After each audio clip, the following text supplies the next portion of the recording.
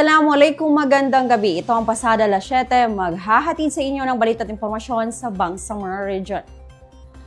Maliban sa nangyaring insidente ng paglubog ng barko sa karagatan ng Basilan, tinututukan din ngayon ng Bangsamoro Government ang malawakang sunog sa Bungaw, Tawi-Tawi na tumupok sa higit 1,000 kabahayan. Ang detalye sa report ni Carmina Camid. Martes na gabi noong 3 ng Pebrero, nilamon ng apoy ang mga kabahayan sa Barangay Lamion sa bayan ng Bungaw, Tawi-Tawi. Base sa impormasyon ng news team, abot sa 1,000 bahay ang tinupok ng apoy at nasa 690 na pamilya naman ang nawalan ng tirahan. Dahil sa malawak ng sunog, isinailalim na ng LGU Bungaw sa state of calamity ang bayan. Tinatayang aabot naman sa 17.5 million pesos sa mga pribadong ari-arian na napinsala sa sakuna at 18 million pesos ang danyos sa mga public infra facilities. Isang elementary school din ang naapektuhan ng sunog. So the other day unfortunately, meron pong incident na nangyari in Bungaw, Tawi-Tawi, Barangay Lamion, in which around 1,000 families affected. At nasunog yung kanilang bahay, including yung mga footbridges situated in that village. If there's a silver lining that we can highlight, alhamdulillah, wala akong casualty reported. So we are happy to report na wala akong nabawian ng buhay, and we express our gratitude dun sa ating pong emergency responders in the local government unit of Bungaw at yung mga locals na rin for helping and ensuring na wala akong lives na mawawala. Immediately, the Chief Minister was actually in close coordination with Governor Mang Sali and the provincial government of Tawi-Tawi nung nangyayari yung incident. And the Chief Minister directed the pertinent ministries to provide assistance, primarily to look into the situation ng ating pong mga victims. Nakatutok ang Bangsamoro Government sa pagtukoy sa agarang pangangailangan ng mga residenteng nasunugan. So currently, there are 7 identified evacuation sites. Ang pinakamalaki ay nandun sa Amil Bahar Gymnasium sa MSU Tawi-Tawi, kung saan more than half of the affected families are currently situated. The Ministry of Social Services and Development have provided yung mga kailangan na immediate needs of the family, and they're currently doing or continuing yung profiling to assess and ensure kung ano pa po yung mga kailangan na tulong na dapat pong ibigay sa ating pong mga affected families. So rest assured that the whole of the government in the region, in partnership with the local government of Tawi-Tawi, in Bungaw, and the provincial government, are closely working together para ma-address yung pangangailangan ng ating po mga kababayan in the said province. Meron ho tayong ongoing na validation, but in the different levels of needs, yung immediate needs ng ating po mga kababayan affected by the incident ay patuloy po nating pinupunan. So in fact, we are about to send, maliban ho dun sa mga naibigay na hong mga assistance dun sa from our provincial offices, meron ho tayo ng mga nakapreposition ho ngayon ng mga kitchenwares, mga sleeping kit, cooking kit, infant kit, water kit, dignity kit, saka rice and family food packs para ho dun sa kanilang pang-araw-araw na pangangailangan while they are still in the evacuation sites. As to the long-term need, of course, ang kailangan ho natin is magkaroon ho ng dignified na housing for them. And the province as well as the region has a long partnership na marami na rin pong mga natapos na housing project at saka ongoing housing project in Tawi-Tawi. So we are not closing the possibility na doon din ho papunta.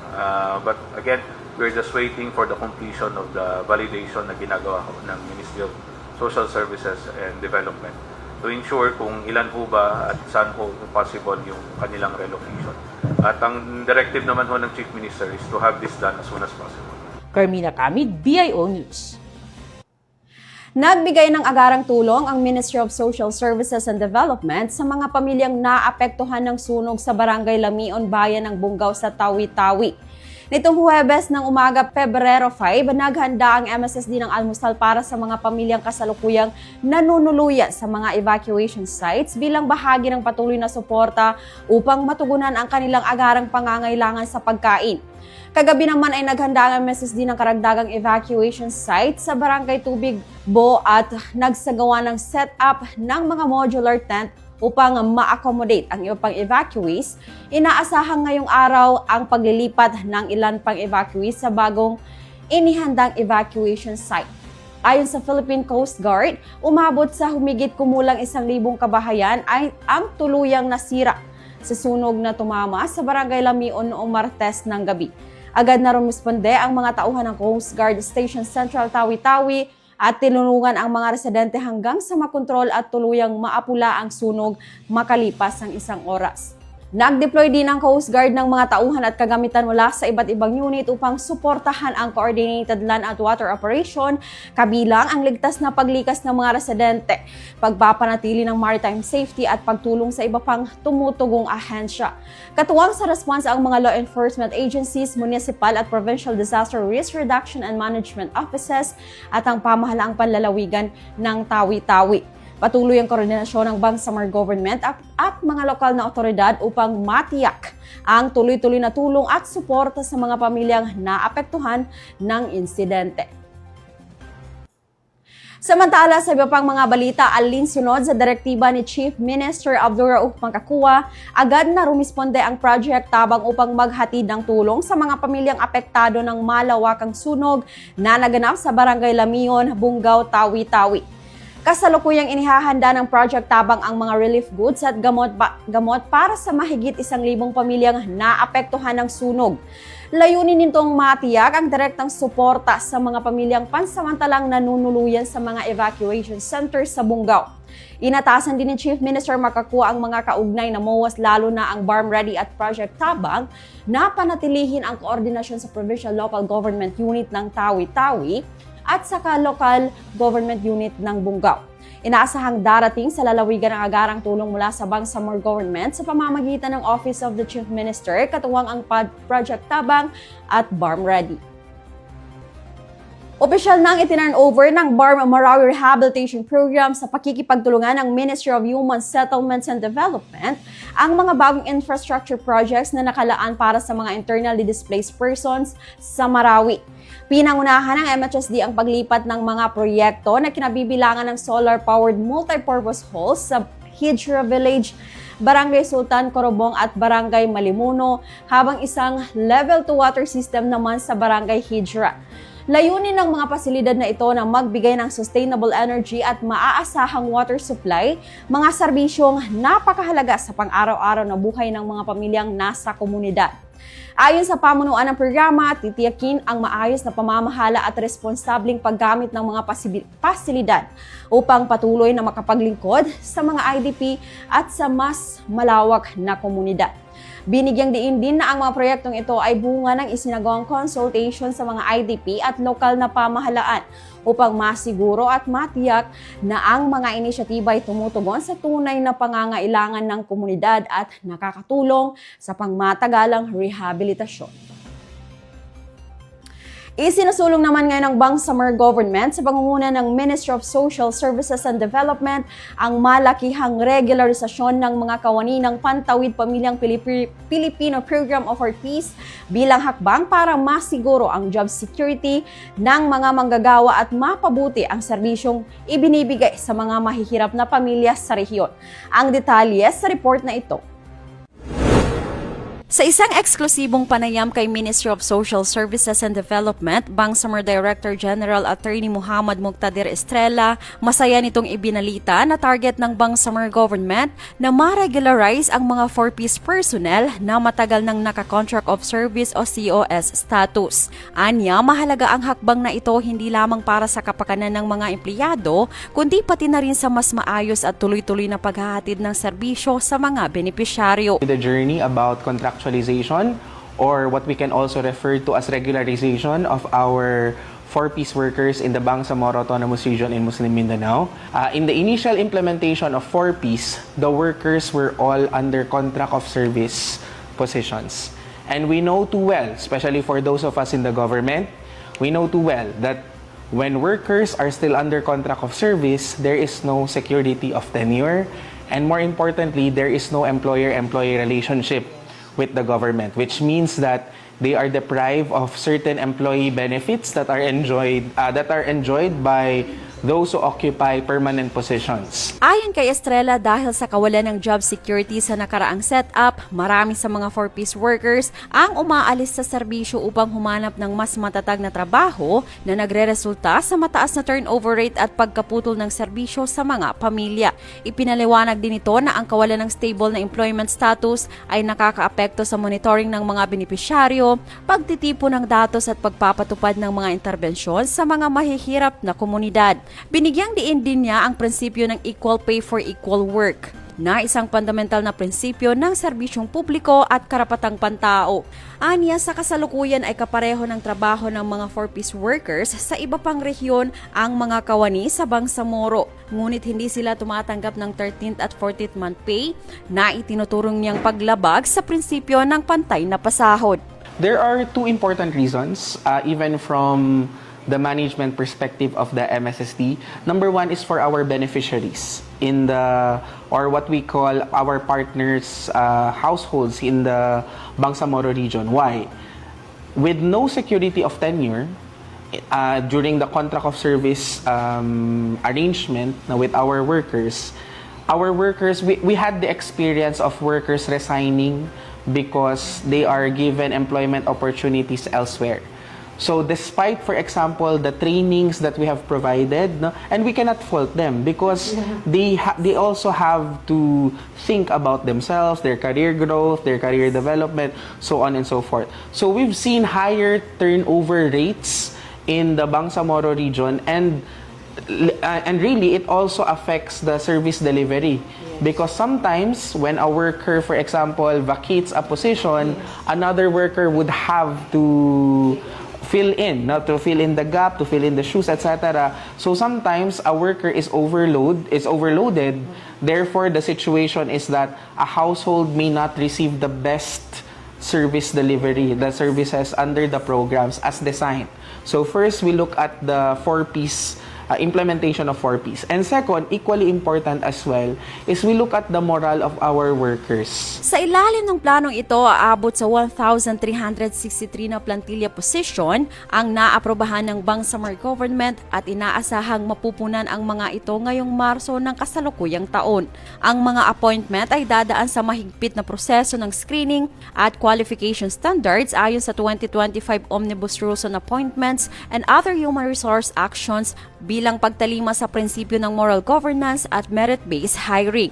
Ang regularisasyon ng mga 4-piece workers ay tinalakay na rin sa Intergovernmental Relations Body o IGRB na mandato ng Bangsamoro Organic Law na tumutok sa mga isyung nangangailangan ng koordinasyon sa pagitan ng national government at Bangsamoro government. Sa pamamagitan ng koordinasyong ito, nabigyan ng daan ang implementasyon ng regularisasyon sa mga kawani sa rehiyon. We talk about human rights. We talk about the rights and welfare of our communities.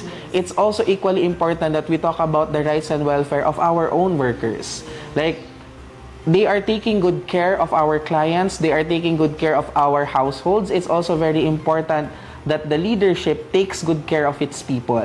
And we also stand by the principle, our dear Minister, Attorney Raisa Jajuri, also stands by the principle that there should be equal pay for equal work. In the previous setup, the people in BARM, our 4-piece workers in BARM, are doing the exact same work with their counterparts in other regions. But they do not receive 13th month pay, 14th month pay. But their counterparts in other regions were receiving. That's a violation of that fundamental principle of equal pay for equal work. So when we fought for our workers, like what I've mentioned earlier, we had in our minds really their welfare, and also the fact that we want to make sure that they are not deprived of the rights and benefits that they are supposed to enjoy, considering the hard work and sacrifices that they've all given all throughout these years. Nagpahayag din ng pasasalamat si Estrella sa mga 4-piece workers na anya malaki ang naitulong sa pag-angat ng buhay ng mga benepisyaryong pamilya. Binanggit rin niya na may mga batang mula sa 4-piece households na ngayon ay mga lisensyadong profesional na bunga ng patuloy na pagmumonitor at paggabay ng mga field workers ng programa. Binigyang diin din niya ang paninindigan ng Bangsamoro government sa pagtataguyod ng karapatang pantao, kapakanan ng mga manggagawa at sa patuloy na pag-angat ng kalagayan ng mga mamamayan sa rehiyon. Johan Onayan, BIO News. Nagsisimula na ang mga paghahanda ng Bangsamoro government para sa banal na buwan ng Ramadan. Kamakailan isang pagpupulong ang pinangunahan ng Office of the Chief Minister kasama si Bangsamoro Wali Sheikh Muslim Jamaden, Bangsamoro Grand Mufti Abdul Rauf Jalani, mga miyembro ng Parliament na sina MP Dr. Nadir Ebil at MP Attorney Kitam Duque Kadatuan Jr., gayon din ang mga kinatawan ng Darul Ifta at Salam Project. Layunin ang pagtitipon na mas palakasin ang spiritual foundation ng pamahalaan habang pinaghahandaan ang paparating na Ramadan. Tinitiyak na ang mga hakbang ng pamahalang Bangsamoro ay nananatiling nakasandig sa pananampalataya at moral governance. Samantala, patuloy naman ang mga paghahanda ng iba't ibang tanggapan kaugnay ng pagdating ng Ramadan upang matiyak ang kaayusan at maayos na pagsasagawa ng mga gawaing panrelihiyon sa buong rehiyon. Pinondohan ni Member of Parliament Obaida Pacasem sa pamamagitan ng kanyang Transitional Development Impact Fund katuwang ang Ministry of Social Services and Development ang tulong pang-edukasyon para sa mga mag-aaral sa bayan ng Maguindanao del Norte. May kabuang 459 na mga mag-aaral mula sa mga bayan ng Barira, Buldon at Matanog sa Maguindanao del Norte ang tumanggap ng tulong sa ilalim ng Angat Bangsamoro Kabataan Tungo sa Karunungan o ABACA program. Kabilang sa mga benepisyaryo ang 10 mag-aaral sa kolehiyo, 128 sa sekundarya at 321 sa elementarya na nabigyan ng tulong upang maipagpatuloy ang kanilang pag-aaral ng hindi alintana ang suliraning pinansyal. Pinondohan ng tulong sa pamamagitan ng TDIF ni MP Pacasem katuwang ang MSST upang suportahan ang edukasyon ng mga kapuspalad na mag-aaral at matiyak ang dekalidad na edukasyon ng mga kabataan.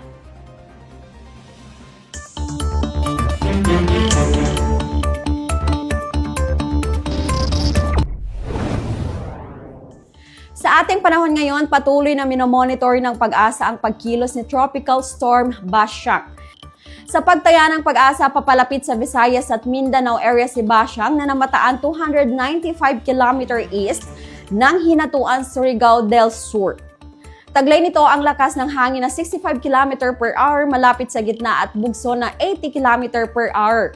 Kumikilos ito sa pakanlurang bilis na 25 km per hour at magdudulot ito ng maulap na papawirin na may dalang mga pag-ulan sa Visayas at Mindanao. Kaya patuloy na ipinag-iingat ng Pag-asa ang mga nakatira malapit sa ilog at bundok. Manatili ring nakatutok sa mga updates sa ating panahon ngayon sa DOST Pag-asa at Barm Ready. Makikita sa inyong mga screen ang mga hotline numbers. Mag-ingat po at maging handa sa pabago-bagong lagay ng panahon. Basta Bangsamoro, alerto! At yan ang mga balitang tampok sa Pasada Alas 7 para lagi pong updated sa mga kaganapan at impormasyon sa BARMM. I-like, i-follow at i-share ang official social media accounts ng Bangsamoro Government na makikita sa inyong mga screens. Mapapanood nyo rin ang episode na ito ng Pasada Alas 7 sa YouTube page ng Bangsamoro Government. Bisitahin din ang bangsamoro.gov.ph. Ako po si Johan Onayan, Dipatuan ng Bangsamoro Information Office, naghahatid balita sa ngalan ng serbisyo publiko at moral governance. Maraming salamat po. Pagpalain, Bangsamoro.